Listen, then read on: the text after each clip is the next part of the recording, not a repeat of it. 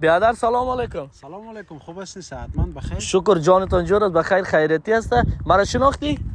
خودت خواهم جمیل قادری هستی؟ تو از اروپا دیپورت شدی؟ نه برادر، ما دیپورت نشدیم، ما آمدیم که وطن جور کنیم. دیپورت چی شدیم ما؟ مردم میگن تو دیپورت چیزی آمدی اینجا تو باز خود. والله این مردم ما بسیار بے فرهنگ است دیگه، نمیفهمه که چی بگویم. ما آمدیم که وطن جور کنیم.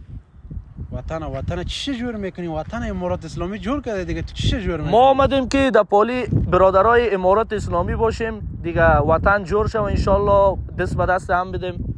تو در پالی امارات اسلامی باید باشی. تو چی رقم در پالی امارات اسلامی باشی؟ جنرال ببین اگه تو در پالی امارات اسلامی میبودی، جنرال ببین از تو تقدیر میکرد، توصیف میکرد. هستیم دیگه، ما با جنرال صاحب همکاری کرده هستیم دیگه. انشالله بخیر، برادر ماست، دوست ماست دیگه، میشه بخیر انشالله، کلی کارا جور میشه.